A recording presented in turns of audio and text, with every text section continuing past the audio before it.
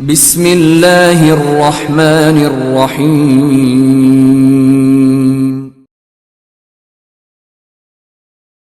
Assalamualaikum warahmatullahi wabarakatuh. Keluarga baik Inkisaria, selamat sore. Kembali lagi dengan saya Febrian Adiarsa di podcast Faida. Sore ini kita kedatangan Mas Reza Kusuma. Siap, Assalamualaikum alhamdulillah. Mas. Waalaikumsalam warahmatullahi wabarakatuh. Kiro-kiro Mas, Ah, lapo iki mrene? Cangkruan. Cangkruan. Cangkruan. Ya, jadi gini, keluarga baik Inkisaria, Mas Reza ini adalah teman sahabat saya ya, sekaligus kakak untuk berdiskusi. Sekarang eh saya mau ngajak ngobrol Mas Reza nih. Hmm, Mas, kita ini dalam kehidupan sehari-hari ya. hmm. Sebentar. Tadi perjalanan ke sini hujan ya? Oh, hujanan. Hujan. Hujanan. Lumayan basah semuanya tadi. Basah. Basah dari ujung kepala sampai ujung kaki. Jadi kalau seperti yang kalian lihat ya teman-teman ya, Spiderman pun kalau kehujanan No way home. Gak ada jalan pulang, budal. tetap budal. Alhamdulillah. Mas, Hmm. Ya, kita ngobrol-ngobrol yang enteng-enteng nih siap, sekarang ya. siap, Mas Febrian. Tadi kita udah berat-berat soalnya. Sebelum ini ya. Sebelum ini Sebelum ini. berat. Jadi gini Mas, eh, tentang kehidupan sehari-hari. Kehidupan sehari-hari. Suka bicara kehidupan. Kehidupan. Kita tuh saya pribadi itu sering denger toksik toksik Iya, racun. toksik, betul, racun ya. Racun. Bukan racun tikus itu, bukan ya. Bukan. Toxic relationship. Toxic Nah, relationship. jadi ini saudara baik Inkisaria, keluarga baik Inkisaria. Toxic relationship tema kita hari ini.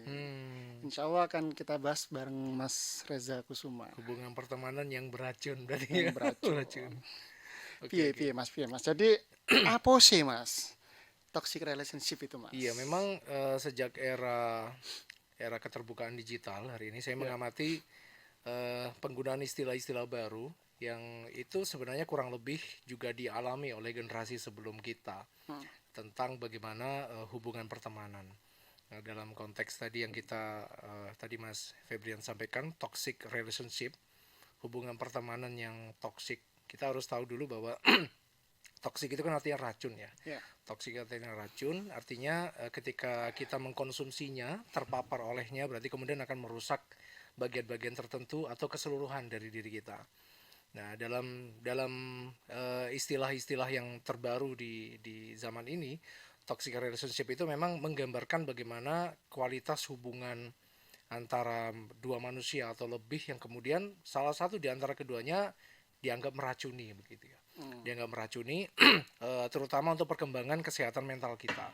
Jadi memang istilah toxic relationship ini juga nggak bisa dilepaskan dari yang namanya mental health ya. Jadi kesehatan, tema-tema dengan kesehatan mental.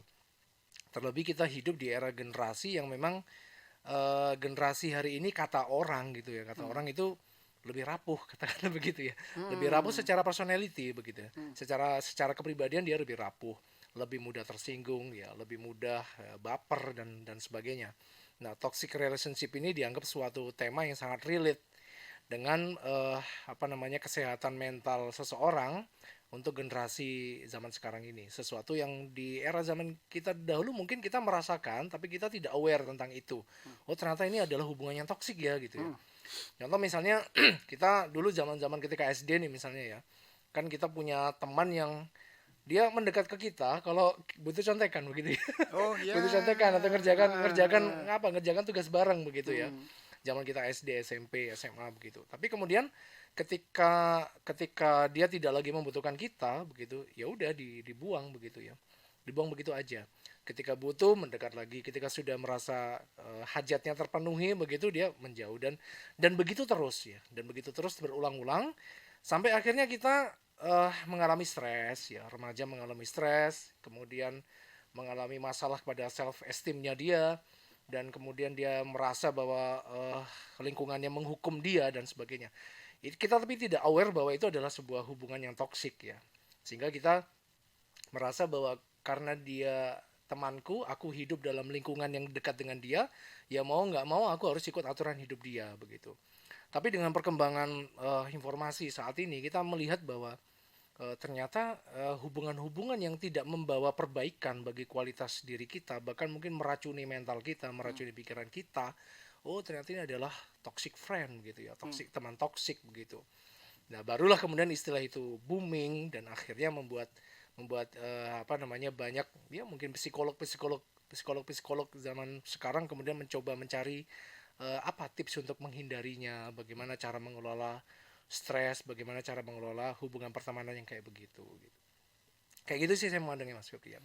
Toxic relationship.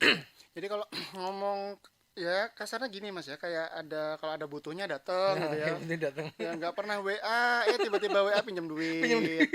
kalau dia pinjemin nggak balik. Pernah nggak sih kita makan tahu tempe gitu ya? Yang pinjam duit makannya steak. Itu toxic ya berarti ya? Toxic, Bisa masih dibilang toxic, seperti masih itu toxic ya. ya, cuman sebenarnya toxic relationship itu maknanya bisa lebih luas ya, bukan hanya teman makan teman atau teman manfaatin teman gitu, tapi juga bagaimana keberadaan kita di lingkungan itu tidak membuat kita semakin baik ke depannya, malah kita tersedot kebaikan-kebaikan kita ya. Tetapi perlu digarisbawahi Mas ya, perlu Ya. digarisbawahi kalau menurut saya topik-topik tentang toxic relationship ini jangan sampai membuat membuat kita keliru menempatkan diri. Memposisikan Maksudnya ya. begini, maksud memposisikan diri, betul. Maksudnya begini, jangan sampai kemudian karena kita sudah punya aware nih ya, punya aware tentang tema toxic relationship, lalu kita menganggap setiap orang yang kemudian mengambil kebaikan-kebaikan kita, toxic itu begitu. Katakanlah misalnya kita ini pegiat sosial, Iya.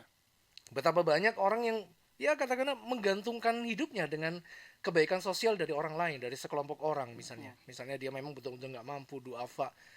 Kalau konsep itu tidak dikoridori dengan benar, konsep toxic relationship itu kita mengatakan bahwa ini toxic masyarakat ini begitu.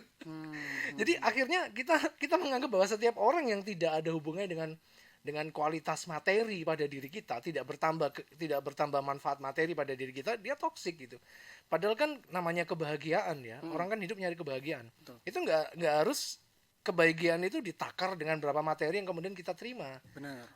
Gue pinjemin 100 juta, gue harus balik 100 juta dari lu. Kalau nggak lu toksik gitu, nggak harus begitu gitu. Kebahagiaannya kadang bisa dibeli dengan kita membelanjakan uang untuk kegiatan-kegiatan sosial, kegiatan-kegiatan berbagi. Makanya menempatkan istilah toksik ini nggak boleh keliru ya. Sehingga kemudian apalagi saya melihat tema-tema tentang toxic relationship itu hanya berfokus kepada tips and trick bagaimana mengelola stres ketika dapat teman yang toksik. Hanya seputar itu, tapi tidak mendudukkan bagaimana sesungguhnya yang toksik itu bagaimana.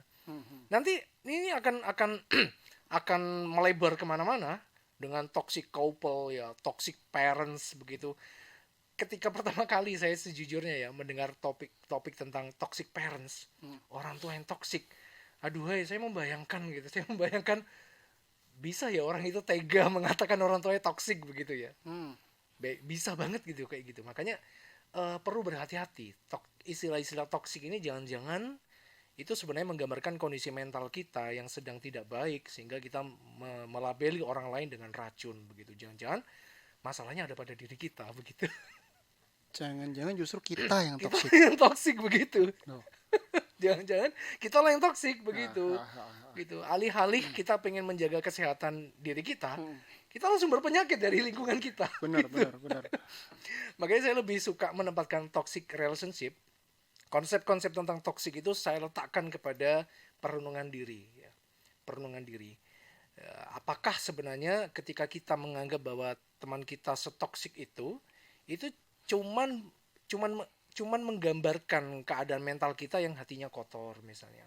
Pikiran kita yang bawaannya prasangka buruk melulu begitu, suuzon melulu gitu. Jangan-jangan seperti itu kondisi yang benar gitu. Wallahu alam. Iya. Jadi memang memang gini ya Mas. Saya dulu pernah memang seperti yang Mas Reza sampaikan. Saya nggak sadar loh kalau itu toksik. Saya nggak sadar. Jadi memang gini konsepnya itu bukan konsep sih. Kita terjerumus ya ke dalam sebuah pergaulan yang memang itu justru membuat kita itu tidak mempunyai rasa percaya diri, Mas. sulit berkembang karena kita mengikuti alur dan cara pandang mereka. Betul, betul. Kita Cara hidup pandang dalam mereka. kerangka berpikir mereka begitu ya. Betul. Dan akhirnya kita berpikir, oh justru yang normal yang ini, yang Di luar normal mereka begitu ya. bukan yang normal mereka Oh, ini. normal mereka. Kita Jus- menormalisasi keburukan itu, toksisitas itu gitu maksudnya. iya, betul Oh, seperti itu. sih. Akhirnya saya berpikir orang itu salah, orang itu toksik, justru kita yang toksik. Itu Betul, saya pernah betul, betul. menemui kayak gitu, Mas. Ya, jadi namanya relationship itu pasti kemudian menginteraksikan dua atau lebih paradigma berpikir tentang hidup. Makanya kemudian perlu kita punyai yang namanya worldview ya. Paradigma hidup yang benar itu kayak apa begitu ya. Sebagai contoh, saya pribadi sebagai seorang muslim, worldview saya ambil dari Islam begitu.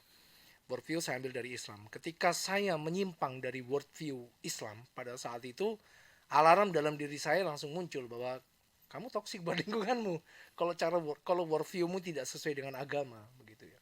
Dan itu hal yang sangat umum ya. Worldview tentang agama itu tidak pernah membahas bab-bab yang sangat terlalu terperinci. Kebanyakan worldview dalam agama itu berbicara hal yang sangat universal, sehingga memang ketika kita sudah tidak sesuai lagi dengan cara pandang agama begitu, maka pada saat itulah kita menjadi orang yang toksik ya, orang yang keliru, dan kita tidak boleh menormalisasi kekeliruan itu. Makanya begitu kita tahu bahwa kita telah menormalisasi hal-hal yang buruk gitu, maka disitulah pentingnya kita tuh butuh ilmu gitu, butuh ilmu ya, butuh ilmu terutama tentang worldview ya, tentang cara pandang hidup yang benar itu bagaimana, supaya tidak semua hal yang itu berada di lingkungan kita kemudian kita normalisasi walaupun itu salah. Seperti itu. Penting ya ilmu. Iya, jadi pakemnya Islam ya, Mas. Pakemnya Ya, Islam. saya sebagai seorang muslim, pakam saya seperti itu. Betul. Tos dulu, kita sama-sama. Jadi gini, Mas. Jadi gini, ini menarik sebenarnya. Karena kan memang ada ungkapan yang gini, Mas. Pernah nggak sih dengar lebih baik gak berhijab tapi hatinya baik, ya, Ya. dari Kelanjutannya bisa ditebak itu. daripada berhijab Hijab tapi nggak baik. nggak baik. Nah, ini gini ya, keluarga baik Intisari ya. Bukan saya menyudutkan yang tidak berhijab, enggak. Tapi memang ada stigma di masyarakat yang membenturkan seperti itu, Mas. Iya. Nah, itu gimana? Gimana untuk Jadi kita begini, menyikapinya tuh? kita itu memang hidup dalam hari ini ya, kita hidup dalam cara pandang yang eh kalau tidak apa namanya, tidak terpolarisasi, pasti kemudian tidak utuh. Ya, kita itu sedang hidup di dalam sebuah paradigma yang sekarang itu tidak utuh.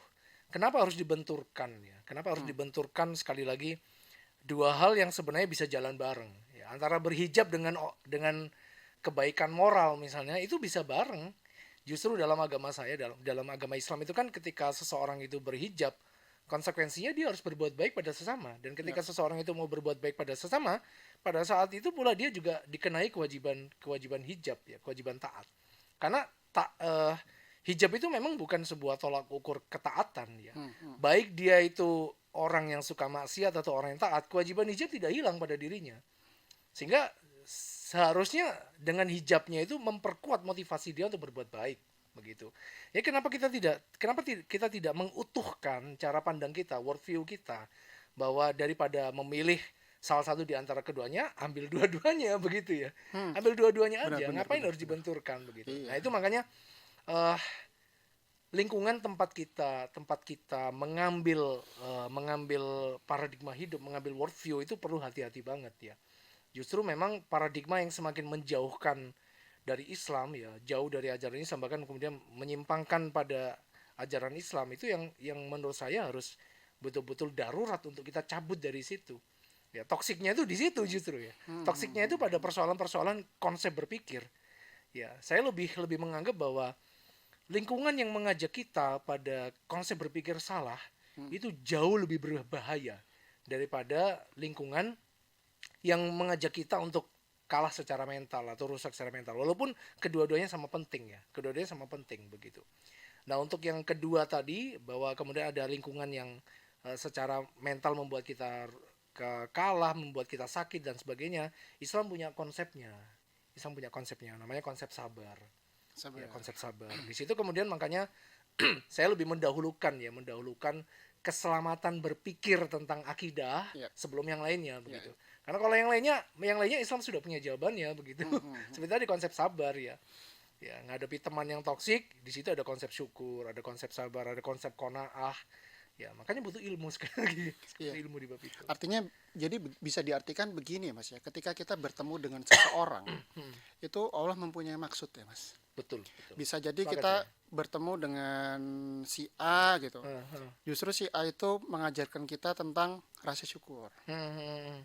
Kita Walaupun mungkin caranya nggak berkenan di hati kita, benar, tapi kemudian kita bersyukur aku ketemu orang yang nggak baik seperti ini katakan kita. iya, Karena di situ kita belajar syukur. Saya benar. sepakat. Dan di satu sisi juga mungkin kita ketemu si B yang kita harus belajar sabar menghadapi orang tersebut. Iya, betul betul. Gitu ya. Saya justru malah menambahkan kejadian begini. Nah, gimana? Saya pernah berdoa sama Allah. Ya Allah, jadikanlah aku hambamu yang sabar. Apakah lantas Allah menjadikan saya langsung pribadi yang sobirin begitu? Enggak. Justru dipertemukan dengan orang-orang yang Allah akan pertemukan kita dengan orang-orang yang menguji kesabaran kita. menjengkelkan. Yang kata pembahasan kita tadi orangnya toksik begitu. Iya. Kadang orang-orang toksik itu guru-guru kehidupan kita. Iya, iya. Makanya alih-alih kita menghindari orang toksik, ya ambillah manfaat apapun dari siapapun yang ada di sekitar kita, walaupun dia itu tabib kayak toksik, Iya. kayak, semuanya kita ambil, nggak usah kita pilih-pilih begitu. Benar. Karena semuanya guru kehidupan kita. Tapi juga saya lebih baik seperti ini ya mungkin Mas. Ketika kita bertemu orang yang menguji kesabaran kita atau mungkin kita anggap dia secara akhlak kurang baik ya Mas, sehingga kita harus mengucapkan istighfar berkali-kali mungkin ya. Betul. Itu kita sambil doakan ya mungkin Mas ya, agar siapa si toksik ini tadi bisa mendapatkan hidayah mungkin ya. Dan kita pun juga selalu mendapatkan hidayah juga gitu. Karena ketika kita mendoakan seseorang itu mendapatkan hidayah, doa yang sama itu didoakan juga oleh para malaikat untuk oleh kita. malaikat. Kayak Betul, gitu. betul. Dan begini juga Mas Febrian. Jadi alih-alih kita itu kepingin menghindari sebanyak mungkin orang yang toksik, lingkungan yang toksik dan sebagainya. Bagaimana kita jika kita dihadapkan pada kondisi kita nggak bisa mengelak pada itu semua, nggak bisa menghindari orang-orang toksik. Artinya lingkungan kita setiap hari begitu. Lantas apakah tips-tips itu berlaku buat dirinya? Kan nggak juga, nggak bisa. Maka akan lebih produktif bila keadaan toksik itu, relationship yang toksik itu, lingkungan yang toksik itu menghadirkan pahala buat kita. Orang yang toksik membuat kita banyak bertasbih sama Allah, banyak berzikir sama Allah, banyak beristighfar. Pahala justru ada di situ. Makanya salah satu pelajaran penting dari para ahli hikmah di zaman terdahulu itu adalah ketika menghadapi musibah, biasanya kan kita sabar ya.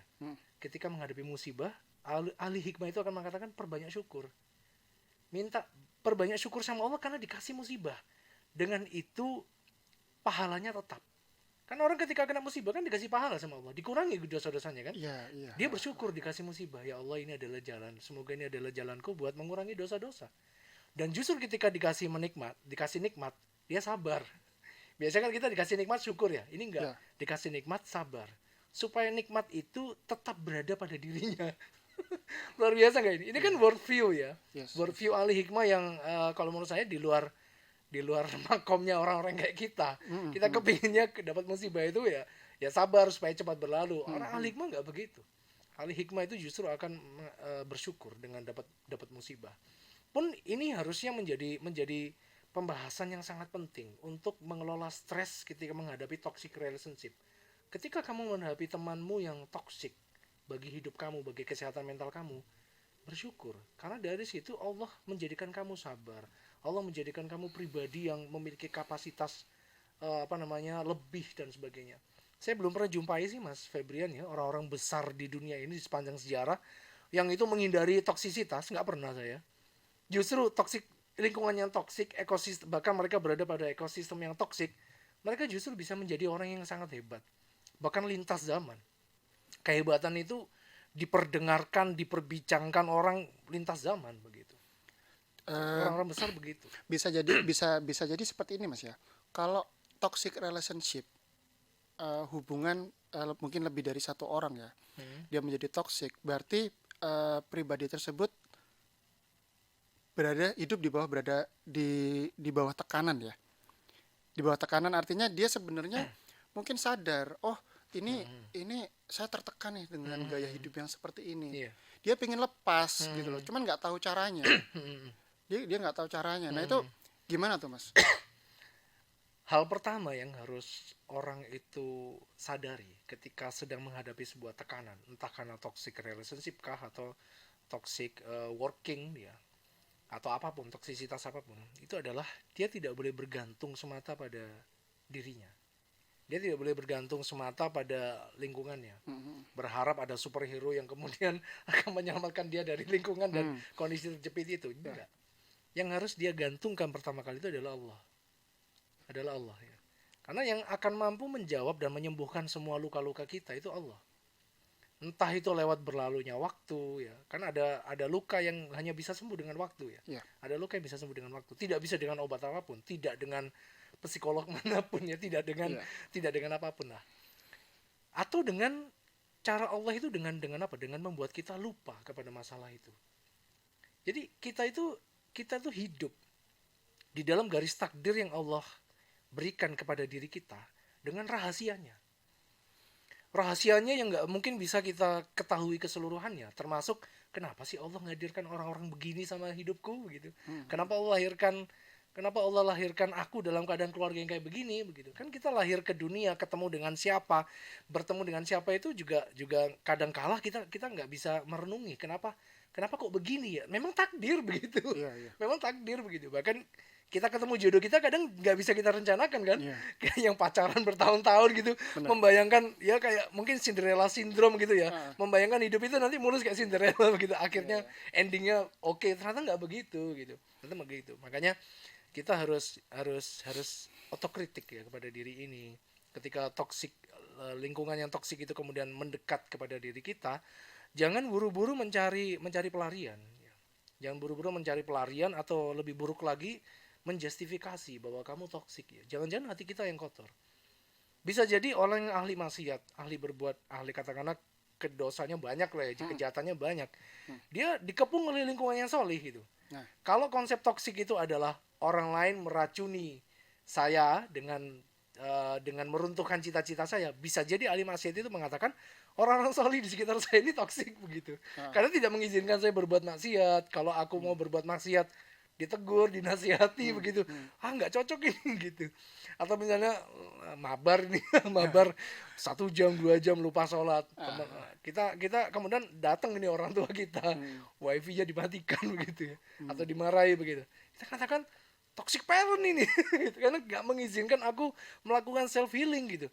Kalau seperti itu caranya, kita akan lebih fokus kepada orang lain dan bukan pada perbaikan pada diri kita.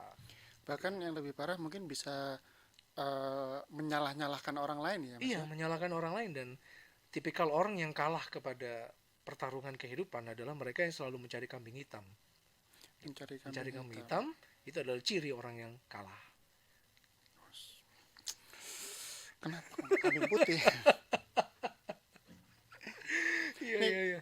balik lagi Mas. Ini Hmm, ini yang mungkin perlu kita pahami juga ya bahwa sebenarnya kan ada sebuah hadis ya Mas ya hmm, yang pernah disampaikan oleh Rasulullah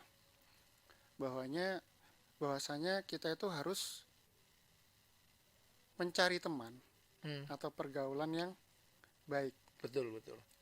Hadis tentang Kiasannya penjual gini, parfum itu ya, penjual kiasannya parfum. kita jangan berteman dengan seorang pandai besi, Karena akan apa namanya, kecipratan baunya gitu. ya, karena akan mendapatkan bau Bau keringatnya. keringatnya. Tapi bertemanlah dengan seorang penjual minyak wangi, Hmm, karena kalau kita nggak dikasih minyak wangi, hmm, minimal kita dapat bau wanginya gitu. hmm. Itu sebenarnya sebuah konsep yang sudah diajarkan oleh Rasulullah ya Iya. dalam memilih teman, Mas ya. Hmm, Hanya saja mungkin dari kita harus dapat menempatkan diri ini mau hidupnya seperti apa. hmm, hmm, Karena yang saya pelajari Mas, orang-orang sukses hmm. itu dia berteman dengan orang yang lebih tua dari dia Hmm. secara umur ya mungkin ya, Hmm. lebih di atasnya. Dan yang kedua, punya positive thinking. Hmm. Positive Hmm. thinking. Itu Masih tinggi ya. iya, itu yang saya Iya, perhatikan, iya, iya. Mas. Jadi memang kalau udah kayak gitu, toxic relationship itu bisa jadi maknanya positif. Karena Betul, kita betul, yang betul. tadinya nggak punya Teracuni apa-apa, yang baik. teracuni yang Teracuni baik, yang baik. teracuni yang baik, Ini sudut pandang bagus ini. teracuni yang Sudut baik. pandang bagus ya. Apa namanya? Positive toxicity gitu. Bener, istilah baru Iya, ini, iya. istilah Nggak baru. Nggak ada jurnal ilmiahnya ya. Anggap belum aja ada. obrolan obrolan santai ya, obrolan Obrolan sore. santai-santai. Betul, betul. Hadis itu dimaknai begini. Ini hadis bukan larangan Hmm, kepada kita untuk secara ansih ya, larangan untuk menjauhi teman-teman yang buruk atau katakanlah memang secara keagamaan, hmm. kualitas diri dan sebagainya di bawah kita dan seterusnya. Ini adalah hadis yang berbicara soal konsekuensi pertemanan. Konsekuensi. Oh Konsekuensi iya, iya. pertemanan. Jadi karena memang kita tidak dilarang bermuamalah dengan ya ahli maksiat sekalipun ya. Hmm, hmm, Cuman ini konsekuensi pertemanan. Ketika engkau berteman dengan orang-orang yang memiliki toksisitas, ya konsekuensinya ketoksisitas itu akan menular kepada kita. Gitu. Entah hmm, positif atau negatifnya. hmm, hmm, Gitu. Sama Rasulullah disimbolkan ya. Dulu kan nggak ada istilah toxicity ya, hmm, nggak ada hmm. istilah itu. Iya. Yang paling mudah dipahami para sahabat adalah waktu itu penjual parfum dan tukang besi begitu. Hmm, Ini perumpamaan yang sangat baik menunjukkan bahwa Rasulullah itu cerdas dalam menyampaikan ajaran agama karena beliau mengkontekskan apa yang terjadi pada zaman itu. Ya, pada zaman itu secara praktis. Jadi tidak berbicara soal yang terlalu konseptual tapi praktis. Tapi ada muatan konsep di situ hmm. tentang konsekuensi pertemanan. Jadi makanya makanya betul saya sepakat dengan Mas Febrian ya bahwa pelajari dengan baik kehidupan orang lain gitu. Hmm, hmm. Kalau itu berupa kesalahan, maka jauhi kesalahannya supaya kita tidak terulang pada kegagalannya katakanlah seperti itu. Tapi kalau itu memang positif ya ambil semuanya bagi Sebanyak-banyaknya. kualitas bagi pertumbuhan kualitas hidup pada diri kita Iya, gitu. benar-benar. Masya Allah. Dan itu jangan lupa kita kembali lagi ya, minta kepada Allah ya Mas ya. Betul, betul. Karena Minta kepada Allah. ini yang saya alami nih Mas. Saya ini buat keluarga Back in Kisaria ya, dan juga buat teman-teman yang lihat podcast Faida. Kalau kita habis sholat Mas, itu minimal kita doa minta didekatkan dengan orang-orang yang beriman dan Oh, betul, bertakwa betul, betul. gitu. Luar biasa. Itu saya kenapa kok saya berdoa seperti itu? Karena saya pernah ikut kajian pada saat itu, disampaikan oleh sang ustadz bahwasanya berdoa itu seperti kita mengayuh sepeda. Hmm. Seperti kita mengayuh sepeda. Hmm. Perlahan Hmm. pasti akan sampai. Pasti akan sampai. Betul, Tapi betul. mengayuhnya ya nggak sekali dua kali kan gitu ya. Berulang-ulang. Berulang-ulang. Artinya Repetitif. berdoa pun juga harus diucapkan Berulang-ulang. berulang-ulang. Dekatkanlah saya dengan orang-orang yang beriman dan bertakwa. Karena dengan kita berdoa seperti itu, Hmm. Allah akan ya, karena doa itu kan bisa merubah takdir ya katanya Mas ya. Bisa Allah akan memberikan kita toksik dalam tanda kutip Positif. toksik yang positif dan Betul, merubah diri betul. kita menjadi lebih baik tentunya ya Mas ya. Seperti dan itu alhamdulillah Mas, sampai saat ini saya ketemu dengan Mas Reza, bisa kenal Mas Reza ini Masya Allah loh. Mas Reza ini kalau ngobrol bisa melihat sesuatu itu dari dua sisi, nggak hanya Ilmu dari terawang satu sisi dong. aja. Ilmu terawang dong. Ilmu kebatinan enggak dong jangan. Ya saya pribadi tidak merasa cukup cukup cukup pakar dalam semua hal. Ya, tapi cukup Memang untuk memberikan informasi-informasi yang bisa merubah pola pikir kita. itu bab yang kalau saya sebut memang apa ya karena ya kemudahan dari Allah semuanya ya. Iya. Kemudahan dari Allah. Saya memang suka belajar baik dari orang yang kemudian bisa jadi memberikan keburukan pada saya maupun orang yang bisa jadi memberikan kebaikan bagi saya. Semua saya collaborate bila itu ada hal yang memang tidak pas dengan paradigma Islam, dengan konsep hidup Islami, maka saya berusaha untuk menyingkirkannya sebanyak mungkin ya. Sehingga kemudian Allah karuniakan kemudahan untuk bisa menyajikan sisi-sisi lain ya, sad story dari sebuah peristiwa. Saya pikir itu juga hal yang kita semuanya bisa melakukan itu. Ngomong-ngomong soal toxic relationship, Hmm. Mas. Punya pengalaman pribadi nggak sih? Maksudnya ya mungkin di masa lalu lah ya. Hmm. Ini bukan bukan soal orang yang minta apa yang datang ngutang terus ngilang enggak. Mungkin yang lebih lebih luas ya, Mas. Lebih luas ya. Hmm. Pengalaman pribadinya apa sih? Yang paling parah deh mungkin. Saya itu gampang melupakan ya. Masya Saya Allah. itu gampang lupa ya Mhm. sama peristiwa-peristiwa yang itu mungkin orang lain bilang itu buruk ya.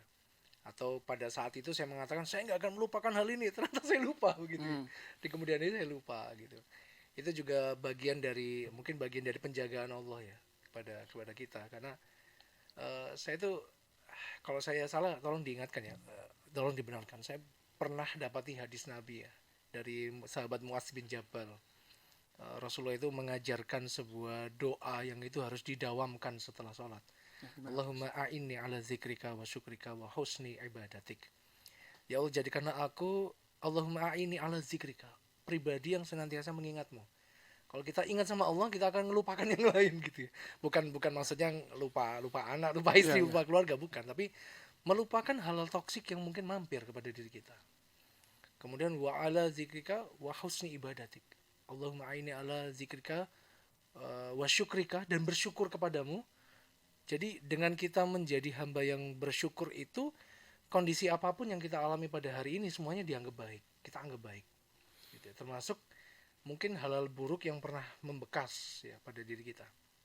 Wa husni ibadatik, dan jadikanlah aku tuh sebaik-baik hamba yang beribadah kepadamu. Gitu. Ini tiga poin yang kalau menurut saya doa ini mencakup semua hajat hidup kita. Kita tuh mau jadi apa sih jadi sebagai hamba itu, kalau nggak jadi orang yang pandai mengingat Allah, pandai bersyukur kepada Allah, dan menjadi orang yang mengabdi kepada Allah dengan sebaik-baik pengabdian, mau jadi apa lagi gitu Iya. coba ya. Hmm. Kita boleh jadi punya cita-cita sebagai apapun ya, dimanapun kapanpun itu, tapi satu hal kita yang nggak boleh hilang dalam diri kita itu adalah seorang abidullah. Kita adalah seorang pengabdi Hamba kepada Allah. Allah. Jadi memang pertanyaan paling sulit itu adalah mengingat hal buruk apa yang pernah saya alami ya. Mungkin pernah gitu. Wallahu alam, mungkin juga bukan bertahun-tahun yang lalu, mungkin berapa waktu lalu saya mengalami hal buruk itu. Tetapi eh saya yakin di antara penjagaan Allah kepada setiap hamba itu adalah mengobati luka-luka yang dialami oleh hamba, walaupun hamba itu dalam keadaan terlelap. Jadi bisa jadi ada sesuatu yang membekas banget ya di hati saya gitu. Iya. Ketika saya tidur gitu, Allah obati luka itu. Dilupakan sama Allah, dibuat kita sibuk dengan aktivitas yang lain. Ya. Saya pribadi suka baca buku memang. Saya suka baca buku ya. Bukan berarti saya kemudian nerd ya, orang yang aneh kemudian suka perpustakaan aja yang dikunjungi, enggak. Tapi dengan membaca buku itu saya ternyata eh, punya semacam ini, Mas Feb. Jadi hal-hal yang itu menimbulkan memori buruk dalam diri kita, dengan kita menambah ilmu di situ, memori itu digantikan gitu. Hmm. Karena kan kapasitas otak kita kan terbatas ya. Jadi kalau Iya. kita nggak delete, nggak ada sisa ruang gitu. Nah ternyata dengan kita ketambahan ilmu baru, ya luka-luka kita, memori-memori buruk kita tentang orang lain yang toksik itu, ya lupa dengan sendirinya. Iya, Gitu. iya, iya. Lupa dengan sendirinya begitu. Yang terakhir adalah saya teringat salah satu sahabat yang sama Rasulullah dijamin masuk surga karena kebiasaannya memaafkan orang lain sebelum tidur. Ini nggak semua orang bisa loh, dan Iya, iya. saya yakin saya belum sampai pada makom itu ya. Orang orang kemudian bisa memaafkan dengan persiapan diri sebelum tidur. Ini orang yang nggak mungkin enggak kalau dia itu adalah seorang mukmin yang ahli mempersiapkan kematian. Makanya sebelum tidur dia bisa dilupain Iya, iya. apa yang orang lain membekas pada dirinya, sehingga tidak ada celah bagi dirinya untuk meminta pembalasan.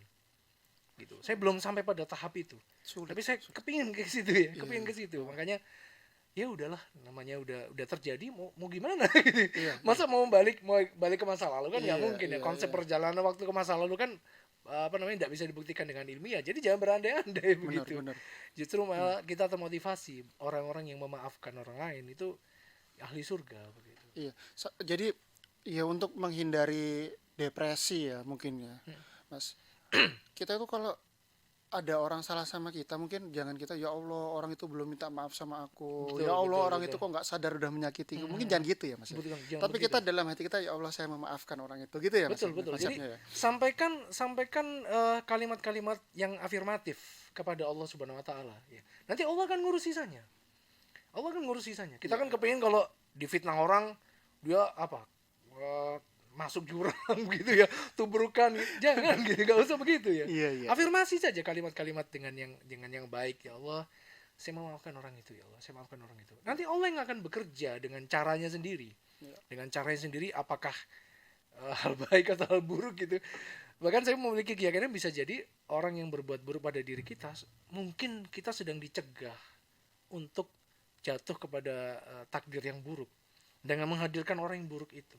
Bisa jadi begitu loh ya. Iya, iya. Bisa jadi begitu. Makanya segala sesuatu itu kita curhatin sama Allah ya. Curhatin sama Allah. Jangan terjun ke base ya di Twitter atau di sosmed misalnya tentang orang toksik. Kan banyak sekarang konten-konten yang menyajikan tentang toksisitas begitu ya. Masalah rumah tangga diunggah di Twitter, buat apa coba kayak begitu ya. Pikir saya kalau ada masalah rumah tangga, bicarakan dengan suami, bicarakan dengan istri, bicarakan dengan Allah, jangan diposting begitu ya. Dan mencari Kita solusi nggak ya. dapat solusi malah dari masalah Iya. gitu. Malah kemudian berbagai komen yang alih-alih dia itu mencoba menghadirkan solusi, malah menambah masalah baru. Ya, ya. Karena berhasil pada orang yang komen belum tentu berhasil buat diri kita Benar, begitu benar, ya. benar, benar. Buat sender berhasil, buat yang menerima nggak, belum tentu berhasil gitu. Jadi Iya. so kita saya berpendapat, saya meyakini bahwa setiap kita punya apa namanya garis takdir yang berbeda-beda Iya, gitu ya. iya. Dan tidak bisa selamanya orang yang kita anggap toksik negatif itu selamanya negatif ya. Dan sebagaimana orang yang selamanya positif kita anggap positif terus ya. Tapi yang paling pasti adalah setiap takdir yang dipilihkan Allah buat kita itu baik. Kadang Allah menghadirkannya dengan orang-orang yang berniat buruk atau berbuat buruk pada diri kita. Tapi di atas semua itu adalah bertambahnya kualitas ketakwaan kita kepada Allah. Gitu. Dan mungkin sebagai salah satu contoh nih Mas, mungkin kalau saya salah juga boleh dibantuin diingetin Mas. Rasulullah itu pernah berdoa kepada Allah ya, untuk memberikan hidayah kepada salah satu dari dua Umar. Ya, benar ya Iya, Mas ya. betul. Karena pada saat itu memang dua Umar itu yang paling Keras pertentangannya. keras perlawanannya terhadap Islam. Betul. Itu artinya toksik yang paling luar Puncak. biasa pada saat Toksik yang itu paling ya. puncak. Ya, Betul. luar biasa Karena sahabat memang Mesir ya. dua orang itu sebelum ya memang dikenal orang yang sangat provokatif dengan cara-caranya. Bahkan bisa membahayakan dakwah Rasul dengan cara mereka masing-masing ya. Ya, apa namanya, Abu Jahal dengan apa namanya, kekuasaannya, pengaruh politiknya dan sebagainya, serta Umar bin Khattab ya, dengan personalitinya. Ya, artinya kalau Abu Jahal ini mau membunuh orang, dia pakai tangan orang lain. Kalau Umar ini bisa dengan tangannya sendiri. Dua-duanya sama-sama berbahaya gitu. Tapi sama Rasulullah luar biasa. Nggak minta hilangkan mereka, Iya. nggak minta gitu. Sama Rasulullah minta doa sama Allah ya. Siapa tahu ada jalan lain. Ternyata memang Allah memilih Umar bin Khattab Umar bin Khattab yang memang untuk menolong dakwah ini, menolong agama ini. Luar biasa. ya, jadi ya, kembali lagi keluarga baik Inkisaria. Kita harus melibatkan Allah dalam segala hal. Ya, Mas. Libatkan Allah dalam semua hal yang bisa jadi kita anggap itu baik ya. Wa asa an takrahu syai'a wa huwa khairul lakum wa asa an tuhibbu syai'a wa huwa syarrul lakum. Bisa jadi sesuatu itu baik bagimu tapi Allah tidak menyukainya. Ya.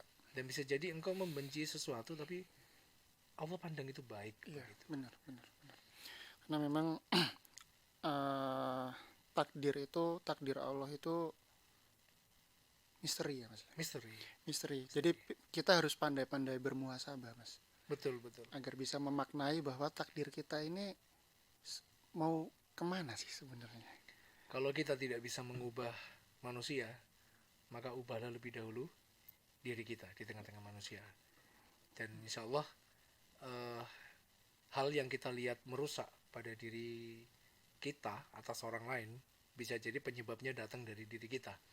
Karena itu untuk memenangkan pertarungan kehidupan, hakikatnya ini adalah bukan dengan menyingkirkan orang lain dari kehidupan kita, tetapi dengan menempatkan diri kita sebaik-baiknya di tengah-tengah orang lain. Alhamdulillah. Masya Allah. Ini ngobrol-ngobrol yang penuh hikmah, Waduh. penuh hikmah. Karena memang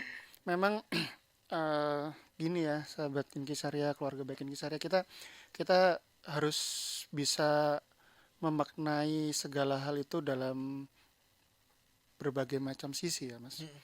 Tidak semua yang buruk itu buruk, yang baik itu Baik. baik. Kadang seorang penipu pun awalnya baik, gitu. Bisa jadi. Ya betul. Awalnya baik. Awalnya baik. Awalnya Sampai baik. kita menyebutnya penipu kan. Nah, sampai akhirnya kita, waduh, nomor rekening dikasih, semua dikasih, uang hilang, aduh. Nah itulah. Jadi memang konsep kita dalam hidup harus memang sesuai dengan ajaran Islam ya, Mas. Betul.